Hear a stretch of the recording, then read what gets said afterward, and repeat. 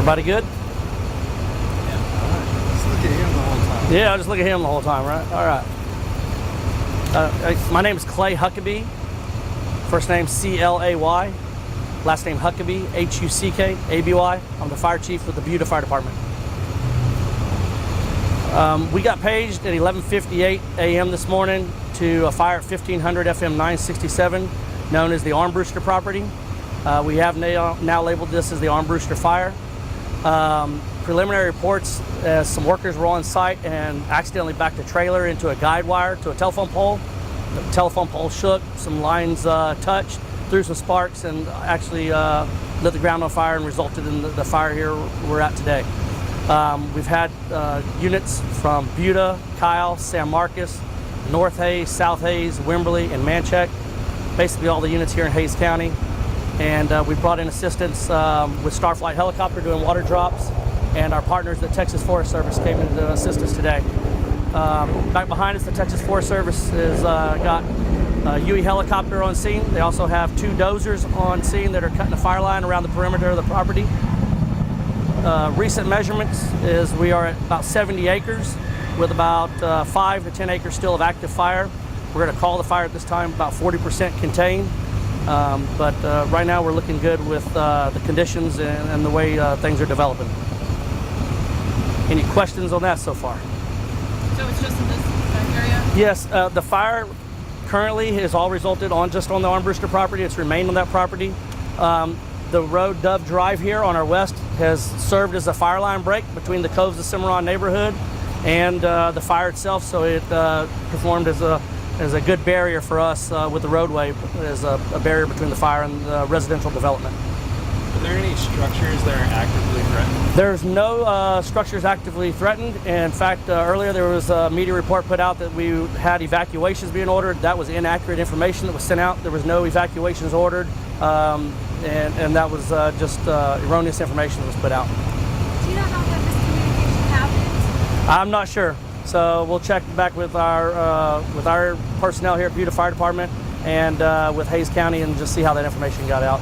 I think there was preliminary reports to possibly spool up a evacuation center just in case it was needed, and in the process of considering the evacuation center, that it got put out that it was a full evacuation.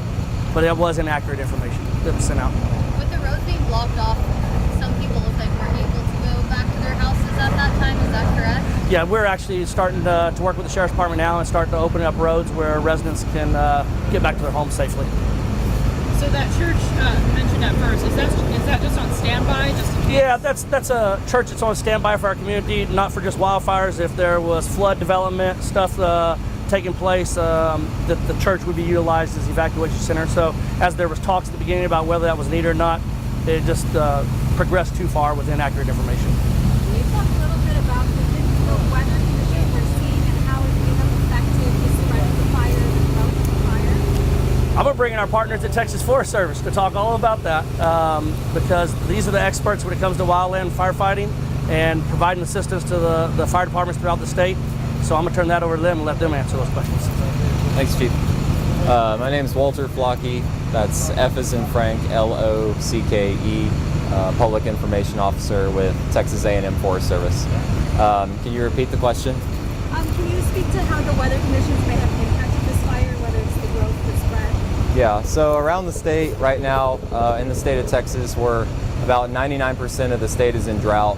So that prolonged drought, as well as this excessive heat, has made our vegetation critically dry.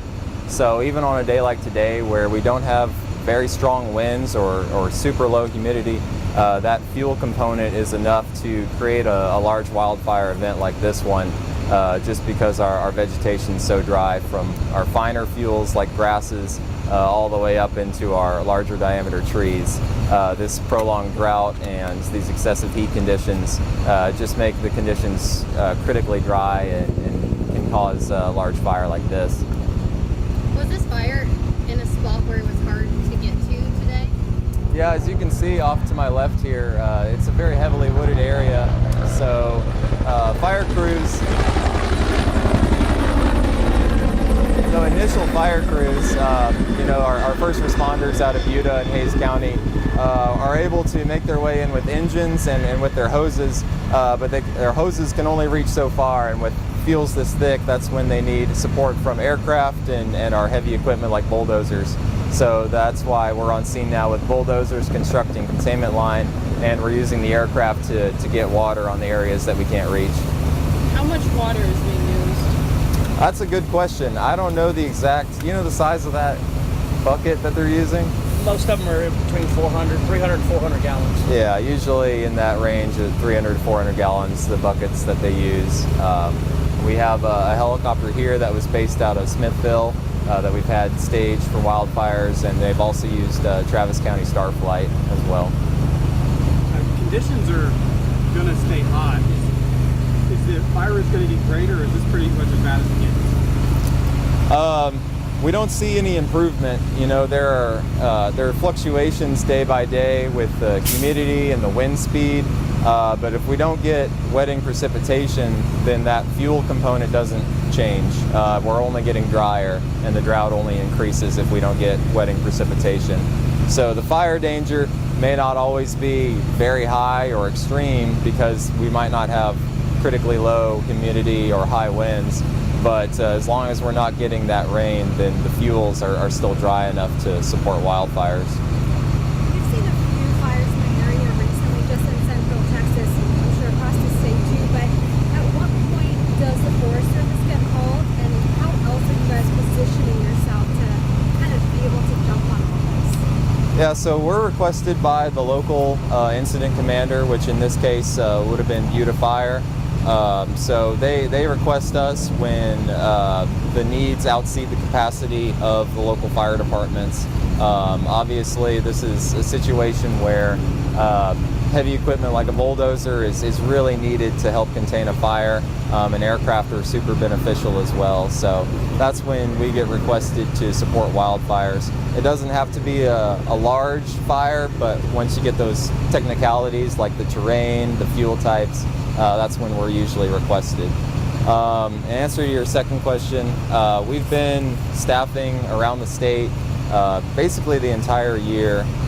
We have crews that are staffed in Bastrop County, in Marble Falls, Gonzales, Fredericksburg, Killeen. We've been moving resources all around Central Texas to have them ready to go and be quick to respond to wildfires in the area. Have there been any injuries or anything with firefighters?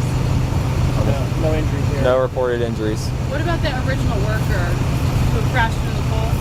Or back to the No, No injuries? Okay. Yeah, the original individuals that were on scene, they were actually trying to assist put the fire out when we showed up.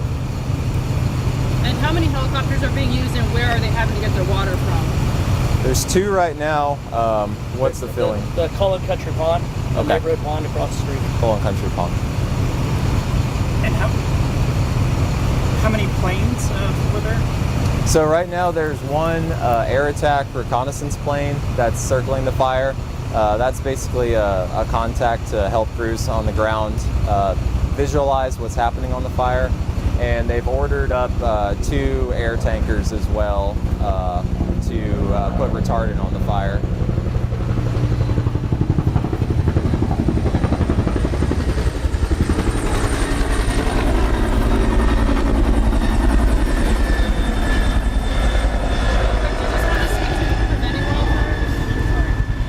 Prevention? Yeah, do you have a question or? Just general prevention tips what can the public do? Yeah, so this time of year, well, any time of year, 9 out of 10 wildfires in Texas are caused by humans. So prevention goes a long way because that means 9 out of 10 fires could be prevented. So things like equipment use, running chainsaws, running rock saws, cutting metal, welding, anything like that could create a spark that could cause a fire.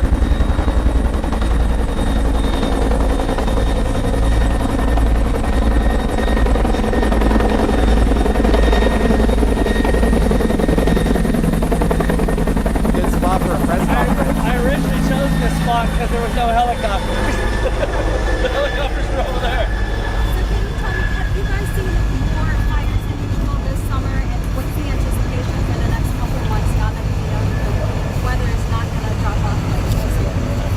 This is the most activity that we've seen in the past couple of years for sure. It compares to some other years, but we're not quite as bad as we were in years like 2011. We're not at the same numbers for acres burned or amount of fires. I actually have statistics that I can pull up on that pretty quickly here. Bear with me. It's up accurate as of Monday, so but I can pull that up. Maybe. Here we go. Okay, so this is as of July 22nd, so it's the 27th now. So between January 1st and July 22nd, Texas A&M Forest Service responded to 6,809 wildfires for over 596,000 acres. In the past 7 days, Texas A&M Forest Service responded to 205 wildfires for over 22,000 acres. And again, that was as of Monday. You said over 200 Lawson? Yes.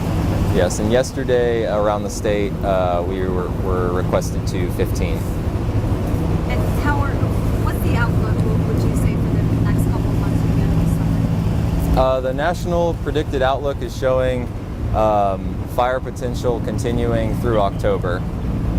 That's as far out as they go, but they're showing fire potential in Texas lasting into October.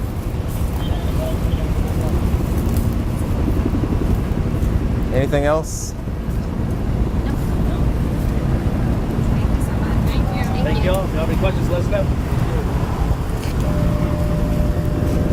Actually, I guess last question. When and where will you guys be putting updates? We'll work with Hays County and post stuff on the Hays County on HaysInform.com. We'll also do some updates through the Hays County Facebook page, their social media outlets, and the Hays County Emergency Services Facebook page as well. Another website is TexasWildfires.com. You can get updates there as well.